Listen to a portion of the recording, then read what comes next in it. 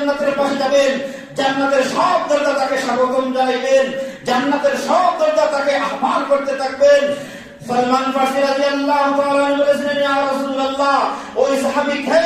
আল্লাহর নবী বলেন, উনি হলেন আবু বকর সিদ্দিক রাদিয়াল্লাহু তাআলা আনহু।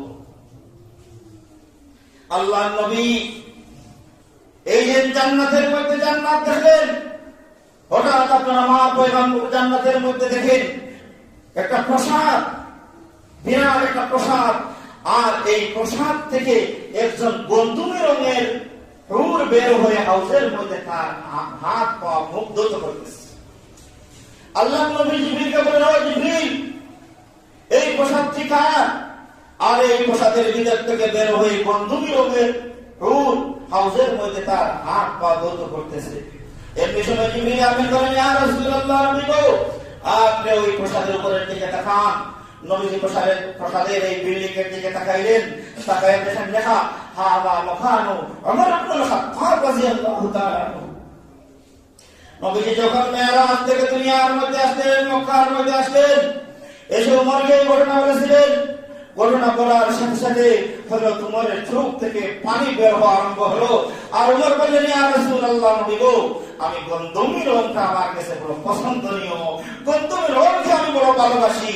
ভাই আমার, ওমর গন্ধমি রংকে ভালোবাসেন, এজন্য আল্লাহ রাব্বুল আলামিন ওমরের জন্য গন্ধমি রঙের হুরুল ঈমান বানি আল্লাহ রাব্বুল আলামিন জান্নাতে তৈরি করে রেখেছেন।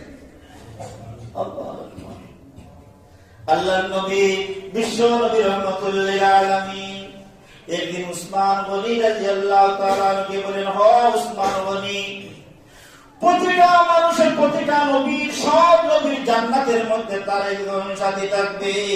উসমান রে, আনতা রফিকি ফিল জান্নাহ, ও উসমান, তুমি জান্নাতে আমার সাথে থাকবা।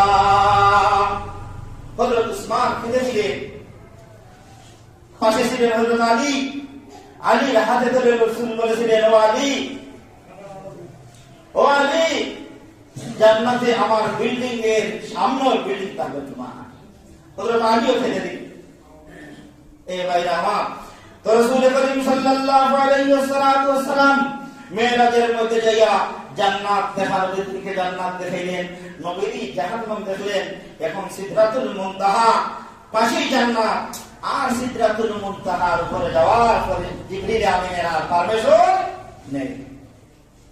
এখন জিবরিল আমিন বললেন, ইয়া রাসূলুল্লাহ, 70,000 নূরের পর্দা ভেদ করে আপনি আল্লাহর নিকটে আরশে আজিমে যান।